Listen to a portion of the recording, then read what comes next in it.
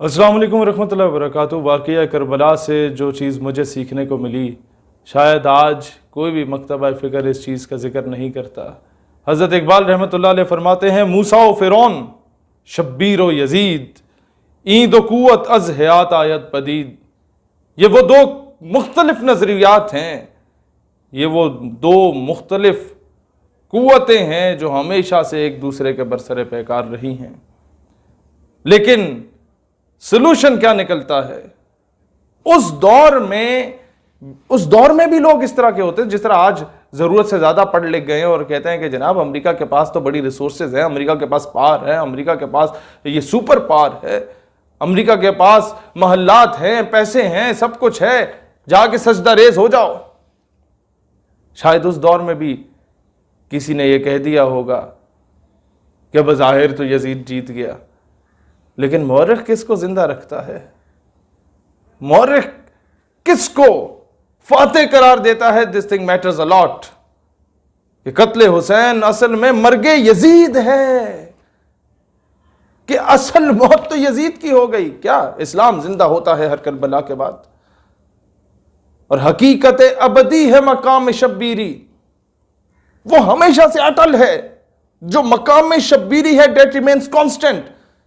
دن ہوتا کیا ہے؟ بدلتے رہتے ہیں انداز کوفی و شامی، وہ کوفے والوں کے انداز بدلتے رہتے ہیں۔ وہ سو کالڈ جو خود کو کہتے تھے ہم مظلوم ہو گئے، ہمارے ساتھ زیادتی ہوگی، آپ آئیں امام ہماری مدد کے لیے آئیں، لیکن اینڈ ٹائم پہ حضرت مسلم بن عقیل کے ساتھ کیا ہوا رضی اللہ تعالیٰ عنہ؟ امام حسین علیہ السلام کے ساتھ کیا ہوا؟ وہی لوگ پھر گئے۔ آج کے تناظر میں دیکھا جائے تو میں یہی بات انہیں کہتا ہوں، جب کسی جگہ پہ ایک حاکم وقت کے کسی نمائندے نے کہا کہ کشمیر میں میدان کربلا برپا ہے، تو میں نے کہا رک جاؤ، مجھے بتاؤ کشمیری کیا ہیں؟ کہتا حسینی ہیں فور شور۔ میں نے کہا اچھا، ویری گڈ۔ اور انڈین آرمی؟ کہتا ہے یزیدی ہے۔ میں نے کہا اچھا، اب سوچو اور بتاؤ پھر کوفے والا کون ہے؟ خاموش امت ہمیشہ کوفے کا کردار ادا کرتی ہے۔ دوستان ذی وقار، مسئلہ متحدہ عرب امارات کا ہو یا کوئی بھی ہو، بات بہت کلیئر ہے۔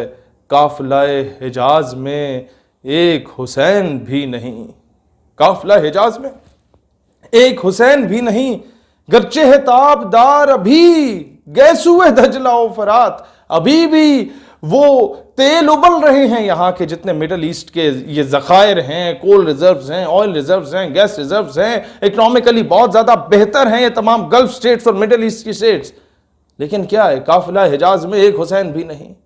کیوں؟ عقل و دل و نگاہ کا مرشد اولی ہے عشق۔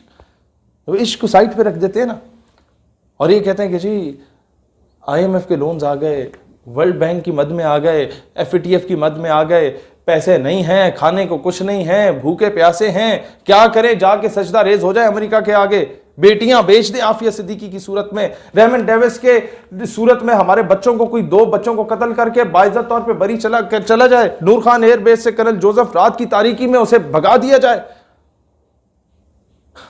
کیوں؟ کیونکہ عقل و دل و نگاہ کا اب مرشد اولی عشق رہا نہیں، وہ پیسہ ہو گیا، وہ کرسی ہو گئی۔ عقل و دل و نگاہ کا مرشد اولی ہے عشق۔ عشق نہ ہو تو شرع و دین بت کدھائے تصورات۔ اگر یہ عشق نہ ہو نا، وہ بے خطر کود پڑا آتش نمرود میں۔ عشق نہیں دیکھا کہ یہ آگ میرے لیے کیا کرے گی، یہ آگ کتنی زیادہ نقصان دہ ہو سکتی ہے میرے لیے، بے خطر کود پڑا آتش نمرود میں۔ عشق عقل ہے محو تماشا لبے بام، ابھی عقل ابھی سوچ لیے کودا کہ نہ کودا، کی کریے؟ دس از ڈفرنس۔ اگر چاہتے ہو کہ حسینیوں میں شمار ہو، اگر چاہتے ہو کہ ہمیشہ سے حق پرستوں میں شمار ہو، تو پھر دنیا کی چیزوں کا نہ دیکھا کرو، کیونکہ تخت سکندری پہ وہ کبھی تھوکتے بھی نہیں۔ بستر لگا ہو جن کا سرکار کی گلی میں، وہ یہ نہیں دیکھتے کہ پھر تاج و تخت و حکومت ہمیں ملنی ہے یا نہیں ملنی۔ ہاں یہ ہے کہ ایک کریکٹر لیس آدمی کے سامنے میں نے اس کے ہاتھ پہ جا کے بیعت نہیں کرنی۔ دس از واٹ حسینیت از۔ دس از دا فلسفی آف امام حسین رضی اللہ تعالیٰ عنہ۔ دس از دا آئیڈیالوجی آف سیدنا امام حسین رضی اللہ تعالیٰ عنہ۔ تو اصل حسینیت کیا ہے؟ اصل حسینیت یہ نہیں کہ ہم محرم کے مہینے میں آ کے صرف امام حسین کو یاد کر لیں، وہ سجدہ خالق کو بھی، ابلیس سے یارانہ بھی، یہ تو وہ بات ہوئی۔ حضرت امام حسین رضی اللہ تعالیٰ عنہ کا اصل جو کانسیپٹ ہے وہ یہ ہے کہ اس دور کے یزید کے سامنے نہیں جھکے، ہاتھ پہ بیعت نہیں کی، تو ہم آج کے دور کے فرعون، دجال، یزید، یہ امریکہ، بھارت، اسرائیل کے آگے کیوں جھک رہے ہیں؟ امت مسلمہ اپنے سو کالڈ بقا کی جنگ کے لیے اسرائیل کی حمایت کیوں کر رہی ہے؟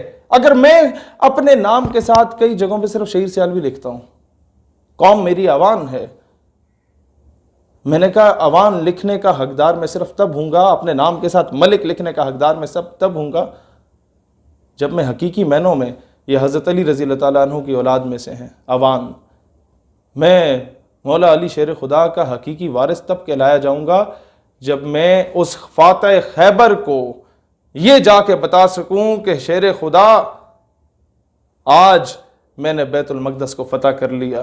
وہ بار بار لکھ کے ہمیں بتاتے ہیں کہ Khyber was your last option, Khyber was your last chance, اب کچھ نہیں کر سکتے۔